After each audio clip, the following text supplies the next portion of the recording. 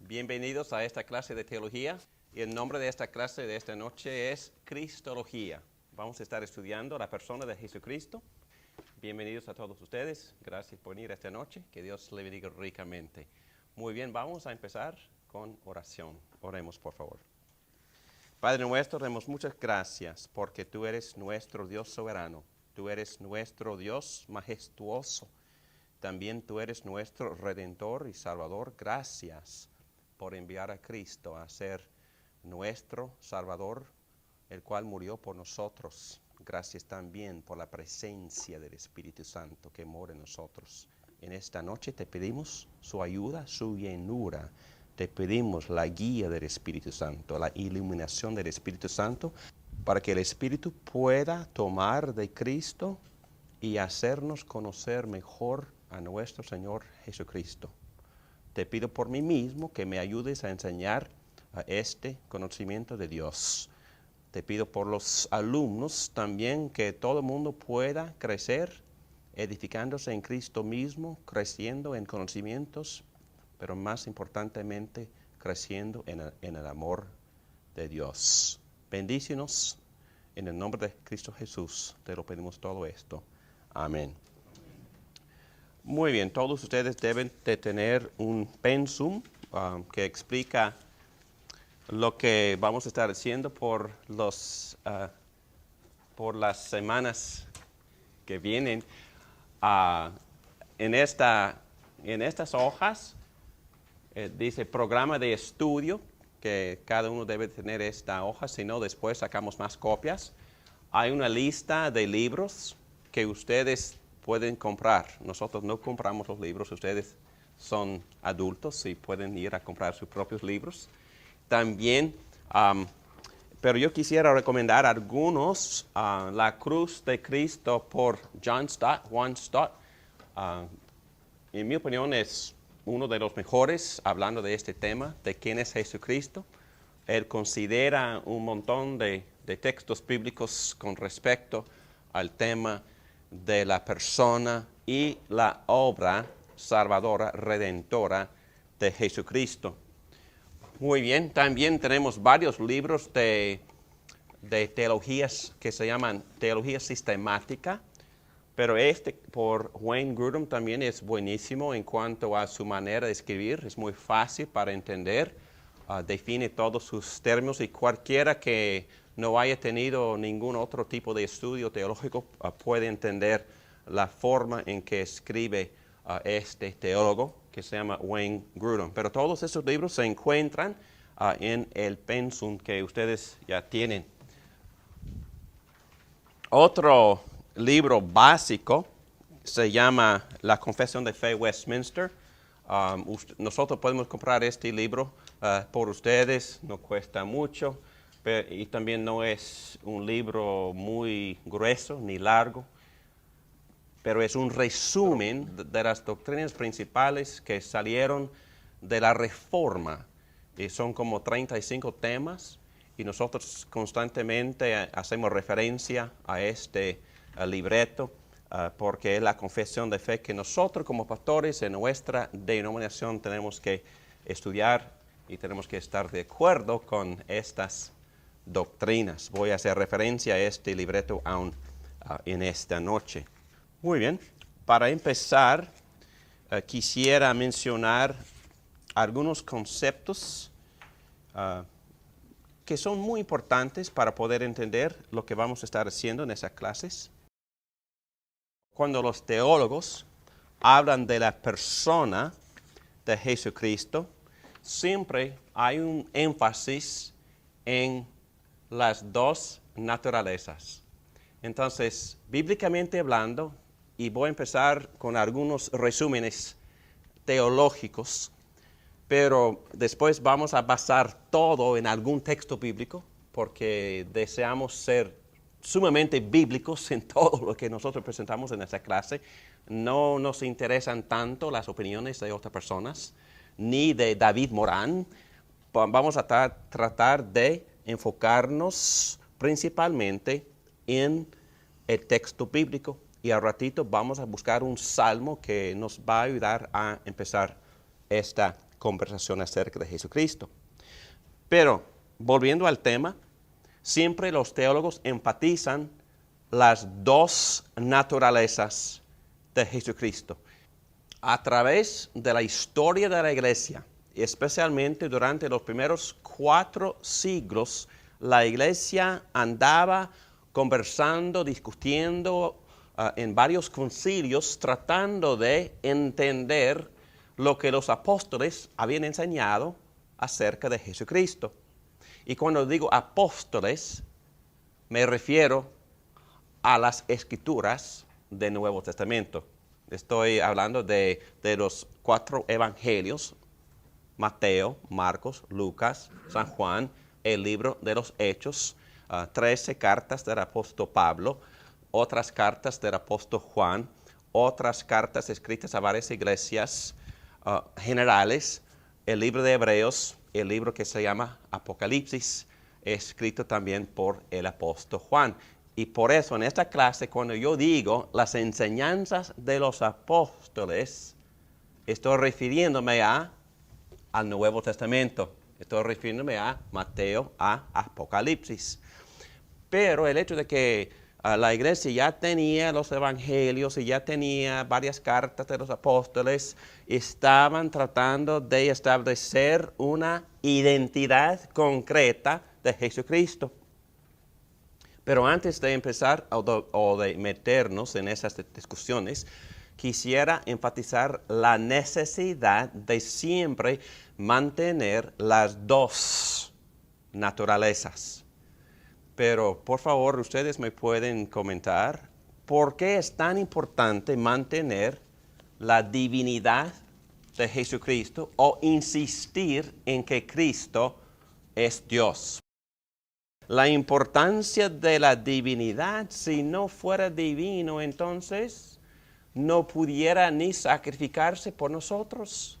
Entonces, tiene que ser una persona con poder infinito para poder soportar la justicia de Dios, muriéndose en la cruz, pagando la sentencia, sufriendo el infierno mismo, sin evaporarse, sin desaparecerse, sin extinguirse.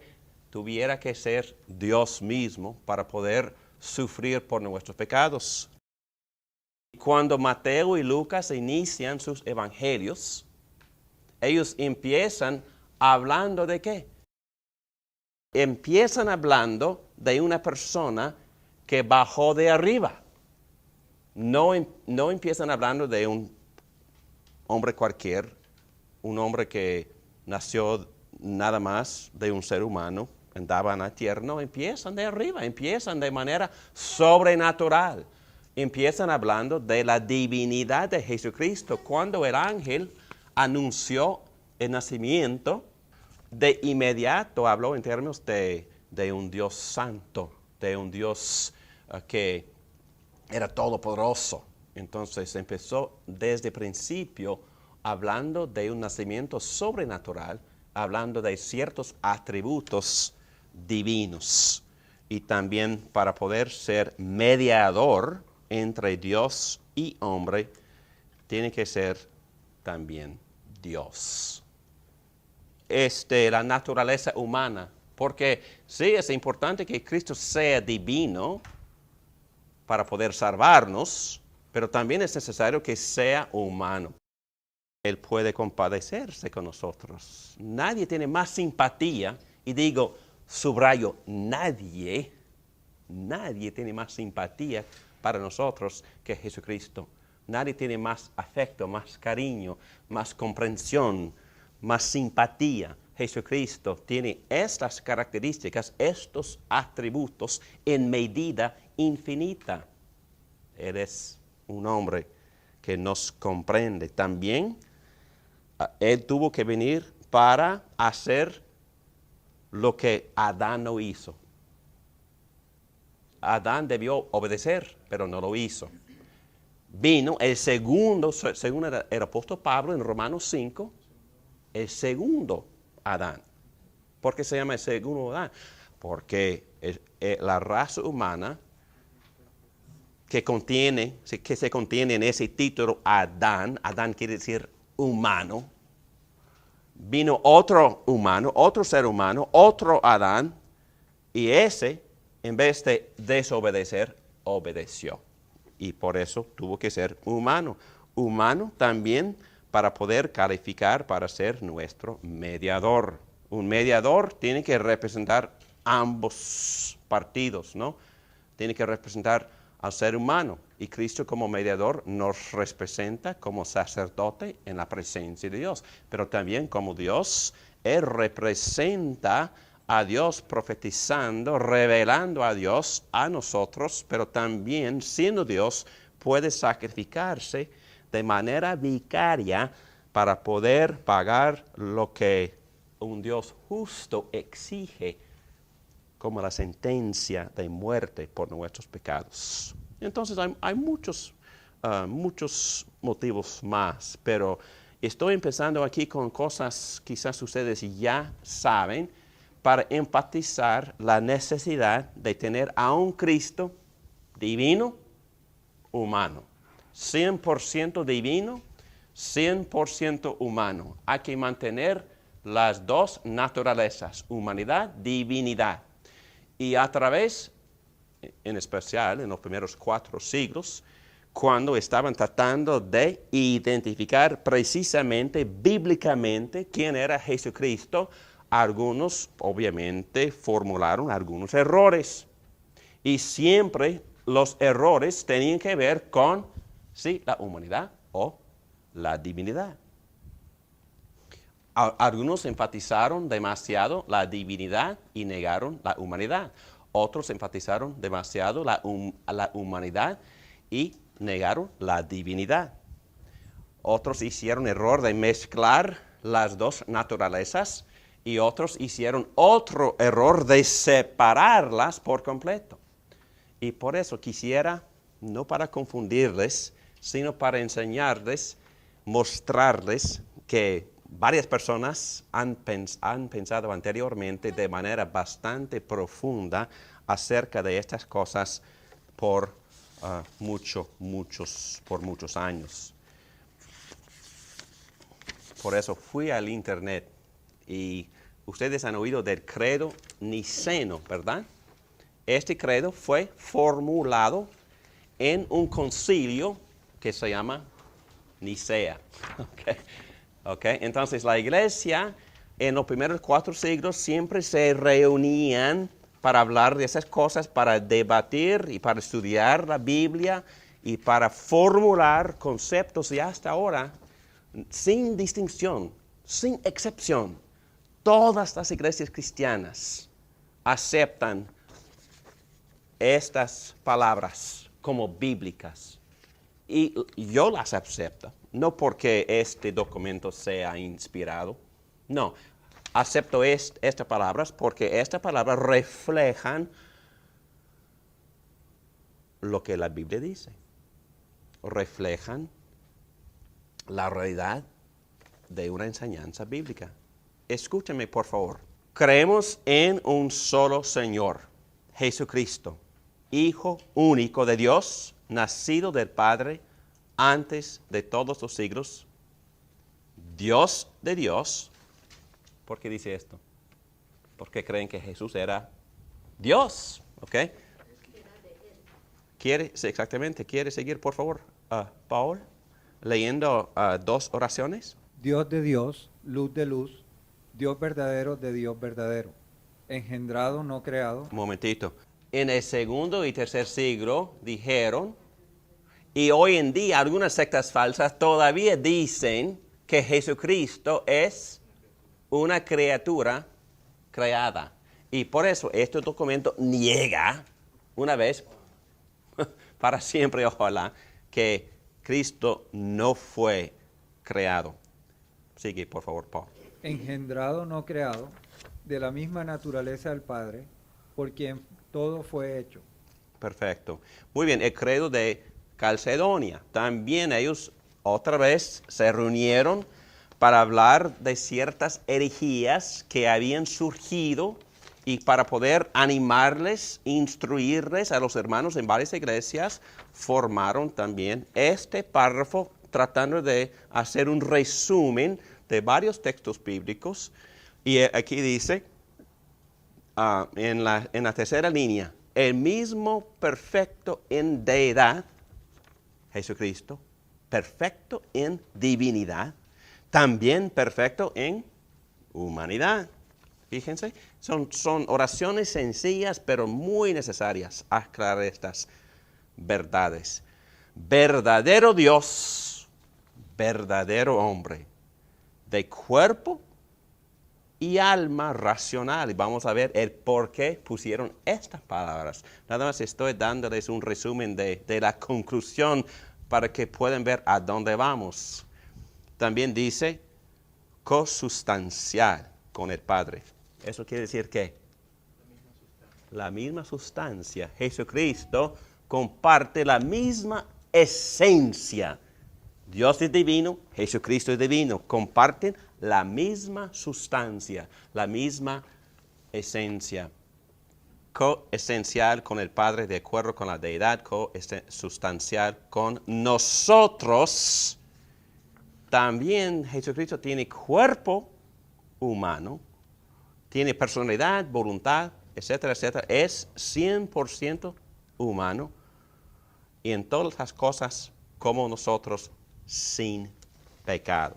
Y quisiera también enfatizar la necesidad de mantener ambas naturalezas.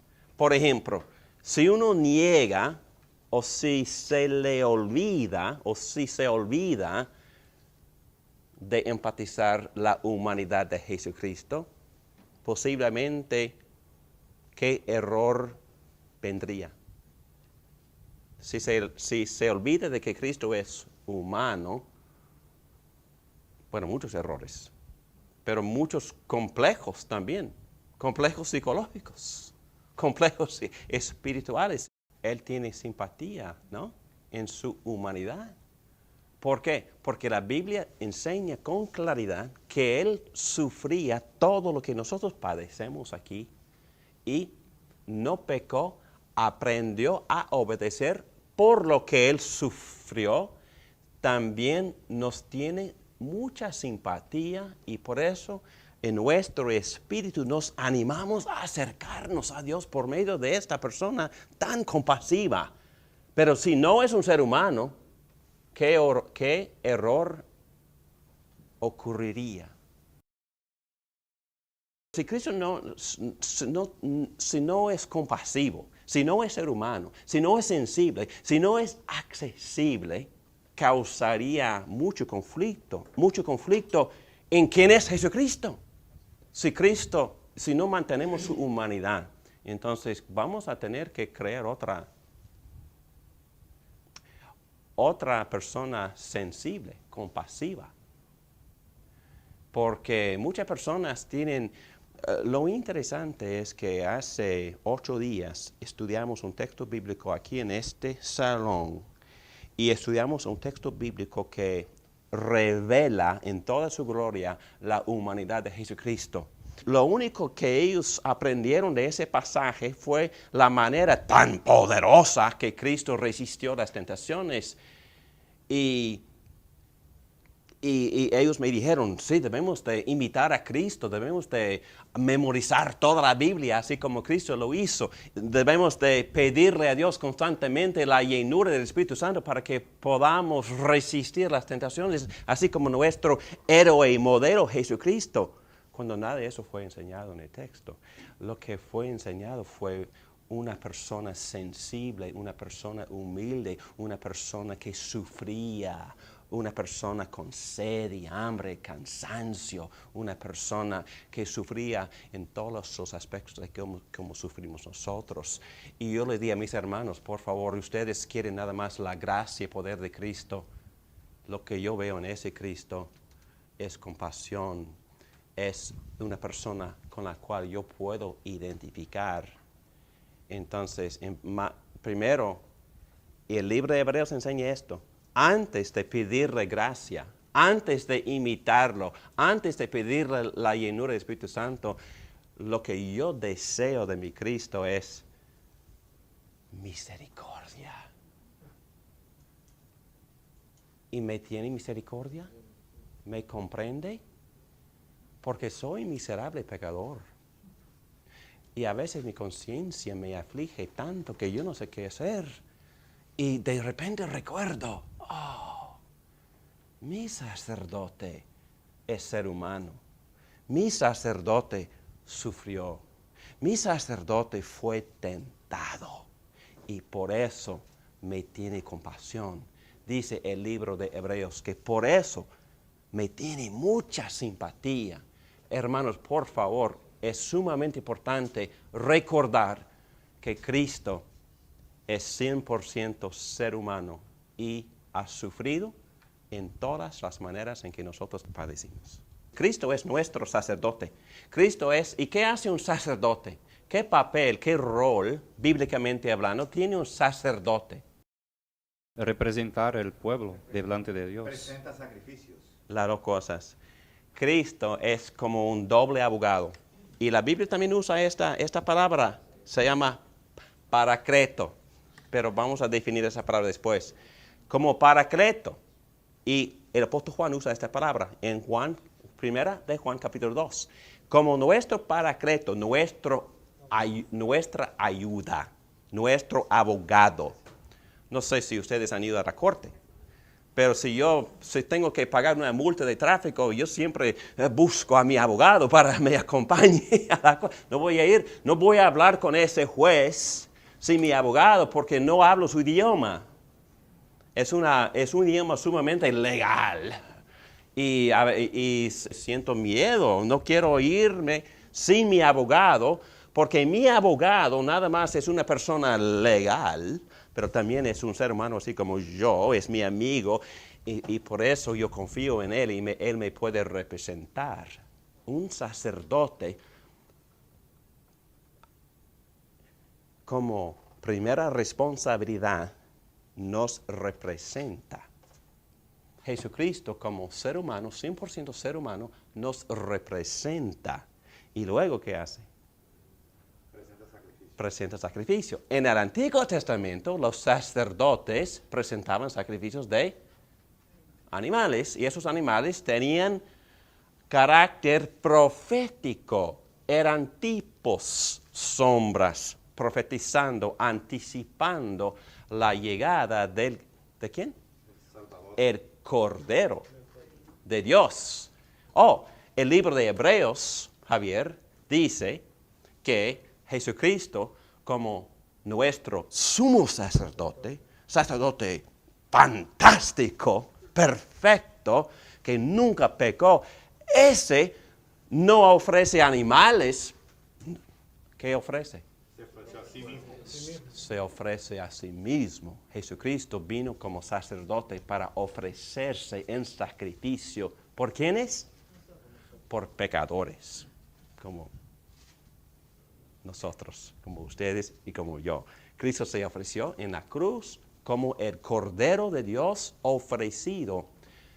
Este sacerdote se ofreció a sí mismo. Y otra vez, es importante que Cristo sea abogado que me representa como buen ser humano, pero yo quiero que este abogado se sienta muy cómodo en la presencia de Dios, ¿no? Yo quiero que él me tome de la mano. David, es mi padre y él también te ama, él te acepta. Sí, mi padre me acepta, ¿por qué? Porque Cristo me tiene a la mano y por ningún otro motivo. Estoy bien seguro con mi sacerdote, con mi abogado. Mi abogado me protege. Mi abogado se ofreció por mí, pagó por mis pecados y por eso yo puedo estar en la presencia de Dios con conciencia tranquila, limpia, buena.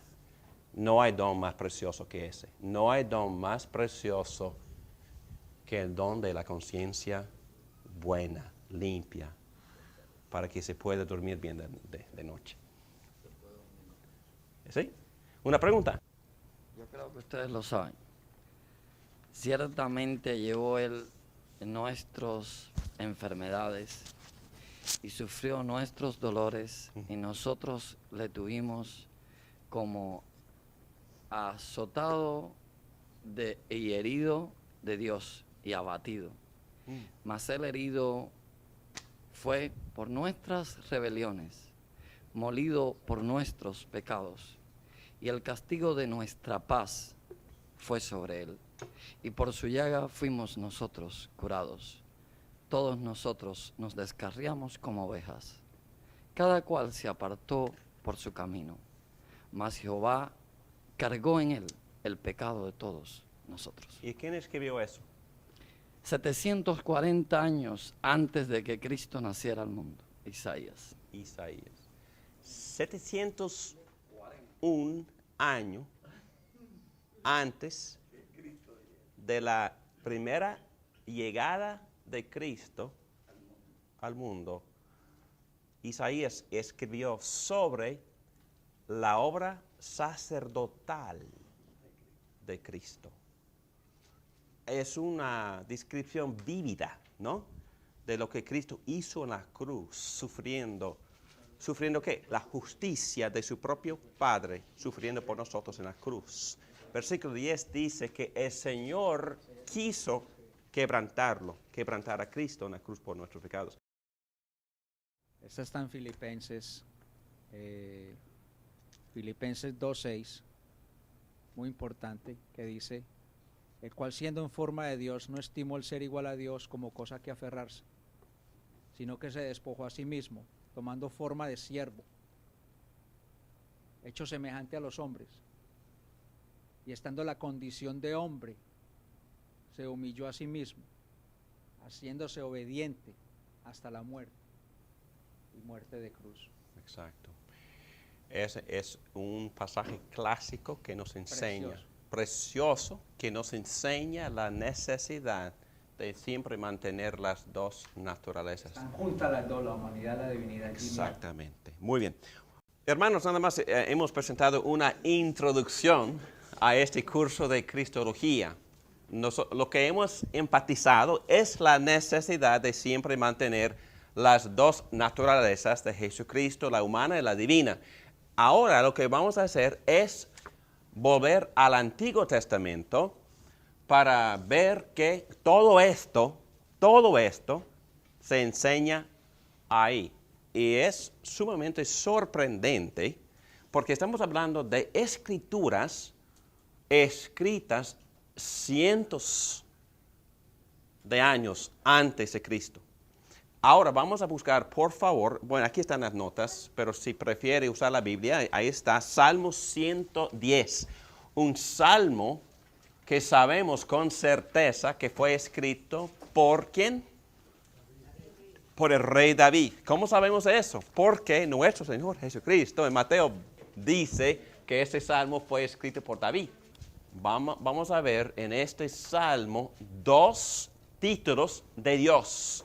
En versículo 1 dice así, versículo 1, así dijo el Señor a mi Señor. En hebreo, así dijo Yahvé a Adonai. Hermanos, quisiera decirles que estos dos nombres se usan en la Biblia exclusivamente para referirse a Dios. Nunca se refieren a un ser humano. Adonai es Dios todopoderoso. Yahvé es el nombre que siempre se usa de Dios cuando Dios está prometiendo algo. Porque, ¿qué significa esta palabra? Yahvé. Yo soy quien soy. ¿Y cuándo dijo eso por primera vez? Moisés, capítulo 3 le dijo a Moisés en la salsa. Sí, ok. Dios le dijo a Moisés, cuando Moisés le preguntó, ¿cómo te llamas? Y dijo, yo soy quien soy. Entonces, Yahvé. Y cuando Cristo quería confundir a los judíos, también se llamó a sí mismo Yahvé. Y ellos se enojaron y trataron de matarlo, porque sabían que él estaba diciendo que era Dios mismo. Juan capítulo 8, Jesús se llama a sí mismo este título que siempre se refiere a Dios. Muy bien, pero fíjense ustedes, así dijo, ¿y quién está escribiendo el Salmo? David. ¿Y quién es David? Rey. El rey de Israel y también profeta. ¿Ok? Y aquí dice, así dijo el Señor a mi Señor. Aquí, así dijo Yahvé a mi Adonai. ¿Qué cosa? Entonces, ¿quiénes están hablando? Obviamente Dios está hablando con otro miembro de Dios.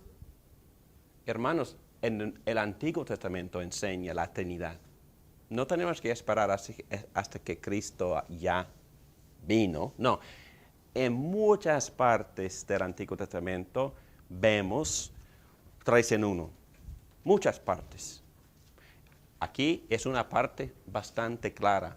Yahvé, Dios del pacto, Dios que siempre promete, Dios siempre cumple con lo que promete. Este Yahvé, que es eternamente Dios, porque yo soy quien soy, seré quien seré, es una palabra que también implica la eternidad. Dios eterno, Dios fiel, Dios leal, le dijo a mi Adonai, dice el rey David. ¿Y quién es Adonai? Es Jesucristo. Dice así este salmo: siéntate a mi derecha. Entonces, ¿quién está diciendo eso? Siéntate a mi derecha. Jehová o Yahvé está diciéndole a Adonai, siéntate. ¿Dónde? A mi derecha. ¿Y qué implica eso? ¿Qué se implica por a mi derecha? Sumamente importante, de dignidad, de autoridad, de poder. Autoridad y poder. Rey, es rey. ¿Ok? Muy bien. Hasta que ponga a tus enemigos por estrado de tus pies. Que el Señor extienda desde Sión el poder de su cetro. Domina tú en medio de tus enemigos. Tus tropas estarán dispuestos el día de la batalla. Qué bueno, las tropas están muy entusiasmadas por este Adonai. Es un capitán que quieren seguir, quieren pelear con él y por él. Domina tú en medio de tus enemigos, promesa de victoria. Tus tropas estarán dispuestas el día de la batalla, ordenadas en santa majestad de las entrañas de la aurora, y vamos a estudiar eso al ratito, recibirás el rocío de tu juventud. Adonai, vas a recibir el rocío de tu juventud, dice Yahvé. El Señor ha jurado. ¿El Señor quién? Yahvé ha jurado. Entonces está haciéndole una promesa a Jesucristo y está jurándose a esta promesa y no cambiará de parecer. Va a cumplir lo que promete a su rey Adonai. Dios va a cumplir lo que Él le promete a su rey Jesucristo. Fíjate, tú eres sacerdote. Oh, otra palabra. Entonces, Yahvé está diciéndole a Adonai, a Jesucristo, tú eres sacerdote. ¿Pero qué más hace un sacerdote? Va a presentar sacrificio. ¿Y qué sacrificio será? El mismo. Ok, entonces otra profecía de la obra redentora, otra palabra que ya hemos estudiado, la obra propiciatora, cuando Cristo propició la justicia, satisfizo la justicia de su Padre por morir sufriendo lo que nosotros merecemos por nuestros pecados. Tú eres sacerdote. ¿Cuándo? Para siempre. En otras palabras, el efecto del sacrificio de Jesucristo ya tiene influencia. ¿Dónde? ¿Dónde está? A la mano derecha. Entonces, ¿dónde está el sacrificio de Jesucristo ahora mismo? está en la presencia de Dios y porque es sumamente importante que el sacrificio de Jesucristo esté en la presencia de Dios ahora mismo. ¿Qué intercede por nosotros? Para protegerme. Mi abogado. Mi abogado. Ojalá que se quede ahí.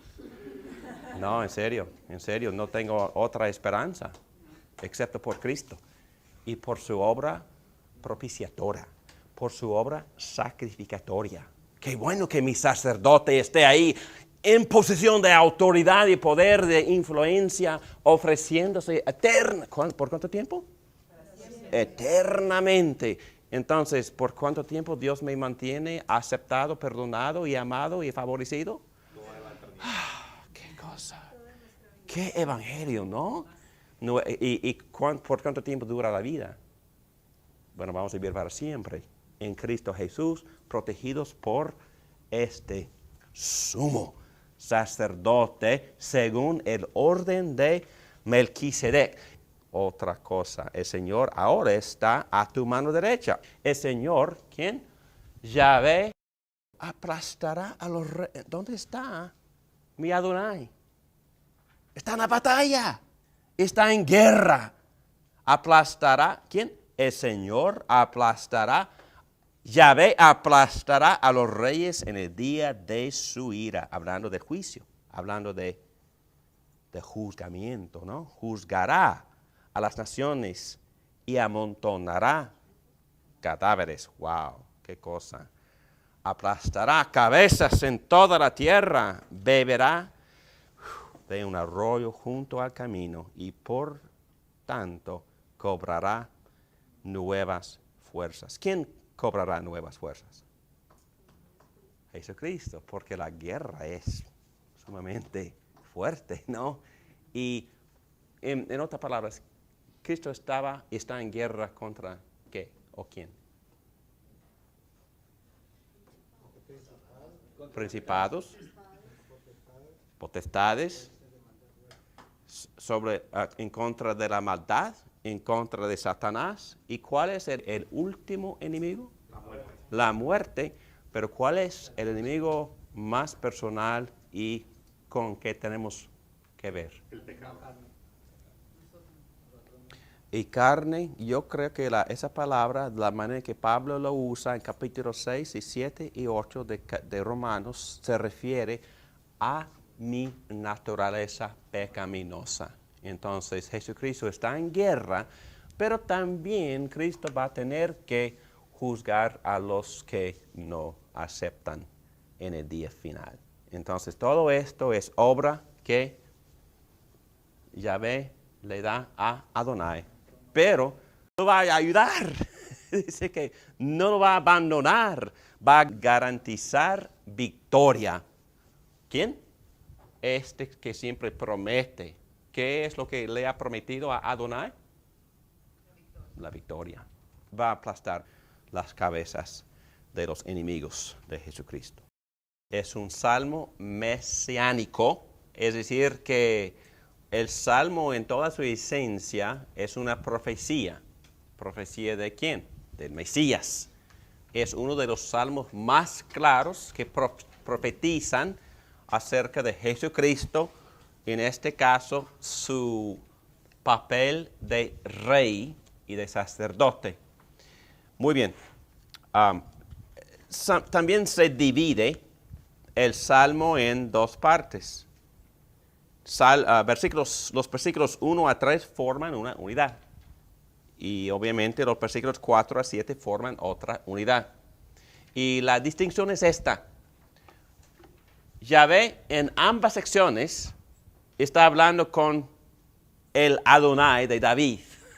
David es rey también, pero este rey tiene rey, y este rey se llama Adonai, pero también hay otro que se llama Yahvé, que está animando mucho y está dirigiéndose, está hablando con este Adonai. La única diferencia entre las secciones es dónde está Adonai. En la primera sección, ¿dónde está Adonai? A la derecha de potestad, de autoridad, funcionando como sacerdote. Ahí está, a la derecha de Yahvé.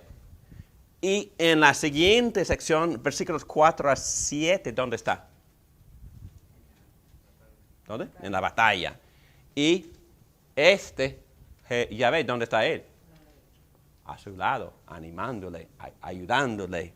Entonces es como la figura, si me puedo explicar, es de la forma en que los ejércitos en los días antiguos funcionaban. Siempre tenían un guerrero, pero siempre tenía a su lado y siempre así peleaban con dos más, uno a su derecha, otro a su izquierda, y así pelearían, así como fueran una unidad, peleando así, luchando así. Pero en este caso, ahí está el guerrero, Adonai, pero a su lado es otro guerrero, animándole, peleando junto con él. ¿Y es quién? Yahvé, o es Dios mismo, vamos a decir que es Dios Padre, pero está animándole, siempre está ahí. Cuando está en la cruz, ahí está. Cuando está en el desierto, ahí está. Cuando está siendo tentado, ahí está. Cuando está juzgando, ahí está. Cuando está muriéndose, resucitando, ahí está. Ayudándole, dándole poder, dándole ánimo, dándole aliento. Siempre ayudándole a su Adonai, a su rey, Yahvé. Y todo eso fue planeado, ¿cuándo?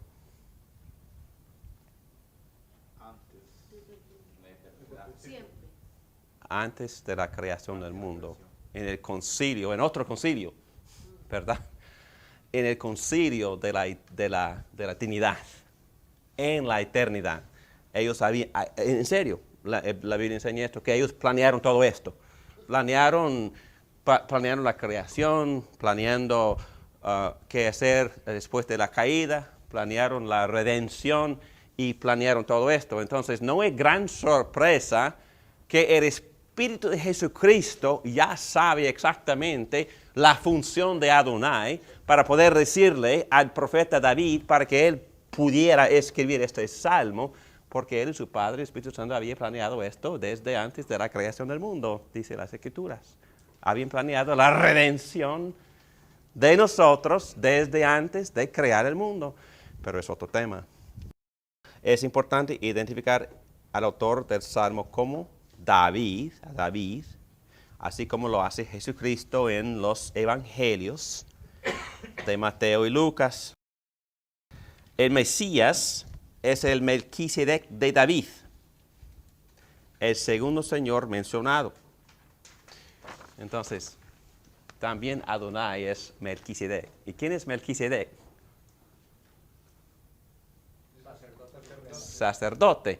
Y vamos a buscarlo en Génesis 14. Y Melquisedec, rey de Salem. Y Salem en hebreo, ¿qué quiere decir? Salem. Paz. El rey de paz. Me suena muy bien, ¿verdad? Hay un rey de paz. Se llama Melquisedec. Y sacerdote del Dios Altísimo. Wow. Le ofreció pan y vino. Luego bendijo a Abraham con esas palabras, que el Dios Altísimo, creador del cielo y de la tierra, bendiga a Abraham. Bendito sea el Dios Altísimo, que entregó en tus manos a tus enemigos. ¿Y qué pasó? Abraham le dio el diezmo. Y la palabra en sí, Melquisedec, Sedec en hebreo, ¿qué significa? Justicia, rectitud. Rey de justicia y Salem, rey de paz. ¡Wow! ¡Qué cosa! Aquí tenemos un rey de paz, un rey de justicia. ¿Quién será este rey? Vamos a ir a Hebreos. Hebreos, en el Nuevo Testamento, el libro de Hebreos, escrito después de la muerte, resurrección, ascensión de Jesucristo. Dice así, en capítulo 7, versículo 1, Melquisedec, rey de Salem y sacerdote del Dios Altísimo, salió al encuentro de Abraham, que regresaba de derrotar a los reyes, y lo bendijo. Abraham a su vez le dio la 10ª parte de todo. El nombre Melquisedec significa, en primer lugar, rey de justicia. y además Rey de Salem, esto es Rey de paz. No tiene padre, ni madre, ni genealogía, no tiene comienzo ni fin, pero a semejanza del Hijo de Dios, permanece como sacerdote para siempre. Y fíjense por favor en versículo 17, pues de él se da testimonio, tú eres sacerdote para siempre según el orden de Melquisedec. Versículo 20. Y no fue sin juramento, los otros sacerdotes llegaron a hacerlo sin juramento, mientras que éste llegó a hacerlo con el juramento de aquel que le dijo, el Señor ha jurado, no cambiará de parecer, tú eres sacerdote para siempre. ¿De dónde viene este texto? De Salmo 110. Entonces, ¿qué está diciendo el autor de los Hebreos? Está diciendo que Cristo no pertenece a la orden de ninguno, de la orden de los Leví, ni de Aarón. Tiene su propia orden. Es una orden distinta. Es una orden particular, única. Y lo particular de esta orden, según el autor de Hebreos, es que este sacerdote no tiene comienzo ni fin. Entonces, está diciendo eso, está jugando con las frases de Génesis 14. No es que ese no tuviera, pero no se reporta. Es que no hay récord de la genealogía de Melquisedec. Y por eso el autor de Hebreos está diciendo, Jesucristo es parecido a ese. Jesucristo es sacerdote, pero ni tiene comienzo ni fin. No hay récord de su genealogía, hablando en términos de su divinidad. Tenemos a un sacerdote divino. Lo que estoy tratando de enseñarles es que cuando nosotros interpretamos Salmo 110 como salmo mesiánico, no es la opinión mía, es la opinión de otra porción de la palabra de Dios. Es la opinión del Espíritu Santo que inspiró al autor de Hebreos para escribir esta escritura e incluirla en la Biblia. Entonces, el mismo Espíritu que inspiró a David a escribir esas palabras sobre Melquisedec está inspirando a este autor de Hebreos de decir exactamente lo mismo, pero está haciendo aplicación directa ¿a quién? A Jesucristo. Jesucristo es un sacerdote eterno, único, particular, especial, alto, sumamente alto, es Dios mismo. Cuando Cristo vino como el último rey, vino como el último sacerdote, vino como el último profeta. Tiene 3 papeles, oficios: profeta, sacerdote y rey. La interpretación de Salmo 110 es que Cristo es un sacerdote eterno, entonces es divino. Pero es más, ni es necesario, esta es mi opinión, ni es necesario ir al Nuevo Testamento. Uno nada más tiene que estudiar el significado de estas 2 palabras, estos 2 títulos, para llegar a la conclusión de que algo muy especial está sucediendo en este salmo. Para llegar a la conclusión de que el profeta David, bajo la inspiración del Espíritu Santo, está diciendo algo muy especial de una persona que tiene el título de Dios mismo a otra persona que tiene el título. Entonces, se puede poner así. Mi amigo Wayne Grudem. Wayne Grudem es un buen teólogo, es un buen profesor, es un buen maestro, iluminado por el Espíritu Santo, pero no es lo mismo, no ha recibido nuevas revelaciones, Wayne Grudem. Y vamos a poner así la palabra de Dios encima. Entonces, cualquier otro libro de la tradición de la iglesia, y yo tengo miles de estos libros, y los leo, y aprendo de estos que han sido iluminados, y sería puro orgullo no aprender de otras personas que fueron iluminadas por el Espíritu Santo, pero no es lo mismo, no llevan la misma autoridad este libro que tiene este. Este libro es perfecto. Muy bien, vamos a ir a página 4, versículo 3. Tus tropas estarán dispuestas el día de la batalla, ordenadas en santa majestad. De las entrañas de la aurora recibirás el rocío de tu juventud. Bueno, vamos a considerar esas palabras. El Señor de David tendrá éxito porque Yahvé va a ayudarle a Adonai en la batalla.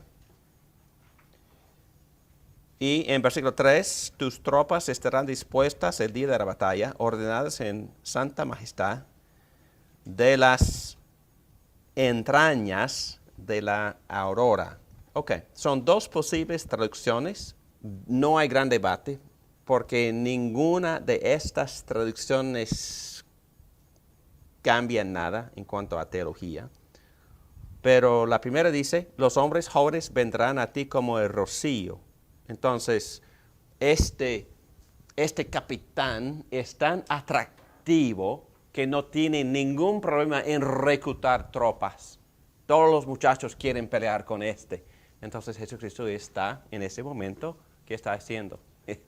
Está reclutando, ¿no? Está reclutando a soldados, está reclutando discípulos, digamos. Entonces, y miles tras millones, hasta billones, están dispuestos a pelear con este Adonai.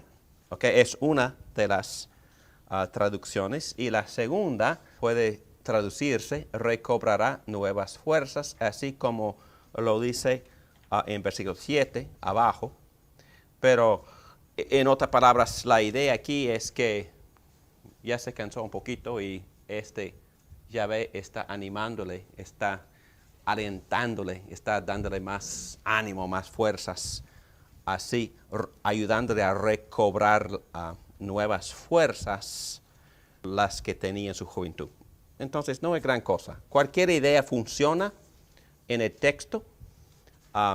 Y en el versículo 4, el Señor ha jurado y no cambiará de parecer. Dice el versículo, tú eres sacerdote para siempre según el orden de Melquisedec. Muy bien, llegamos por favor a versículo 5. El Señor está a tu mano derecha, aplastará a los reyes en el día de su ira.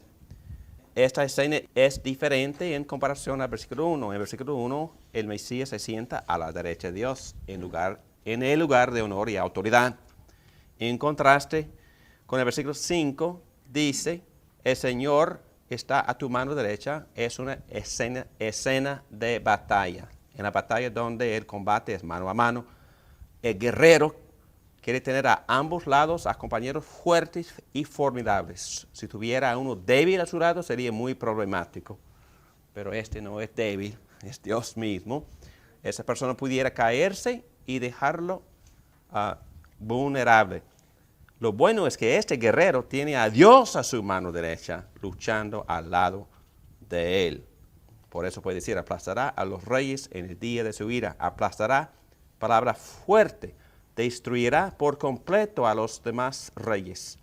El Mesías aquí está peleando con una gran batalla y juzgará a las naciones y amontonará cadáveres. Una escena bastante gráfica. ¿Quién aplastará? Otra vez dice esta frase, cabezas en toda la tierra. Versículo 6. Y luego, el 7, beberá de un arroyo junto al camino y por lo tanto cobrará nuevas fuerzas. El guerrero está descansando, bebiendo, levantando su cabeza, en otras palabras, está refrescándose para poder volver derrotando y conquistando a sus enemigos. Ya habíamos tocado eso. Ok, vamos a ahora terminar con Mateo 22. Hugo, por favor, quisieras leer aquí en la página 7, esta sección de esta conversación entre Jesucristo y algunos fariseos? Mateo 22, 41, 46. Mientras estaban reunidos los fariseos, Jesús les preguntó, ¿qué piensan ustedes acerca del Cristo? ¿De quién es hijo? De David, respondieron ellos. Entonces, ¿cómo es que David, hablando por el Espíritu, lo llama Señor? Él afirma. Dijo el Señor a mi Señor, siéntate a mi derecha hasta que ponga a tus enemigos debajo de tus pies. Si David lo llama Señor, ¿cómo puede entonces ser su hijo? Nadie pudo responderle ni una sola palabra, y desde ese día ninguno se atrevía a hacerle más preguntas. Ok, ¿qué está pasando aquí? En primer lugar, ¿de qué texto están discutiendo?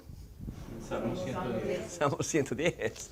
¿Cuál es la verdad que Cristo está enfatizando por hacer esa pregunta? Cristo dijo que ellos no estaban equivocados, que ellos estaban correctos, porque Él estaba hablando de sí mismo, de la naturaleza que Él tiene, que Él es humano, porque Él es descendiente del rey David, pero que es el divino también. Usando el Salmo 110, el Señor dijo a mi Señor. Qué bien dicho. Entonces, ya completamos por esas palabras la introducción del curso. ¿Verdad? ¿Por qué?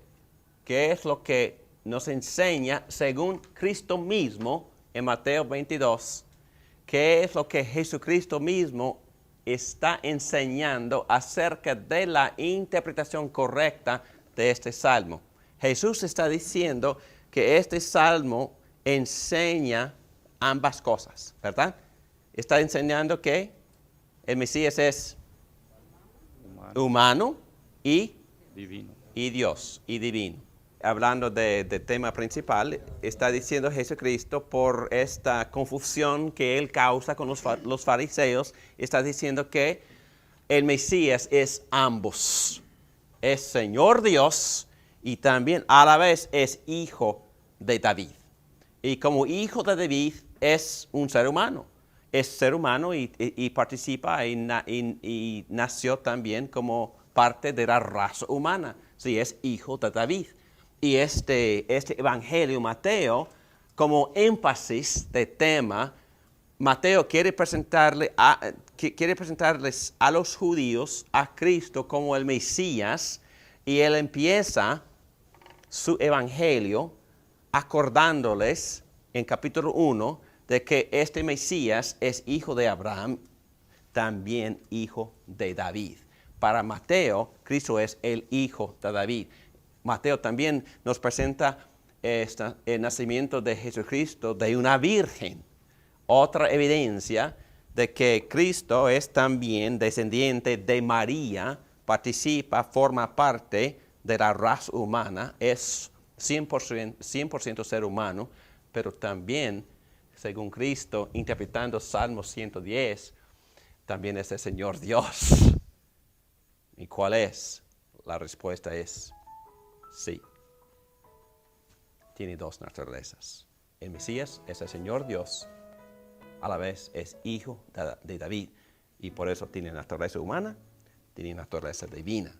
Y Cristo mismo confirma las dos cosas. Concebido por el Espíritu Santo y nacido de María. Concebido por el Espíritu Santo y nacido de María. Y oremos. Gracias, Padre, por esa enseñanza. Gracias por ese salmo mesiánico. Gracias por el Espíritu Santo que inspiró a David. Gracias que el Espíritu de Jesucristo moraba en David para darle esta revelación del Mesías como divino y humano en la misma persona. Gracias por la aclaración y la confirmación de Cristo mismo en Mateo 22, de que Cristo es hijo de David y a la vez es su Señor, Dios. Cristo, te alabamos en esta noche. Te amamos y te glorificamos, porque tú eres Dios eterno. Y también tú eres ser humano que tiene mucha simpatía para con nosotros. Gracias a ti, Jesucristo, Dios hombre, porque viniste a redimirnos. Y por eso te amamos, por eso te alabamos, por eso deseamos servirte. Gracias, Cristo, gracias por esta revelación de tu propia persona a nuestras vidas en esta noche. En el nombre de Cristo Jesús, te damos gracias y te pedimos esas cosas.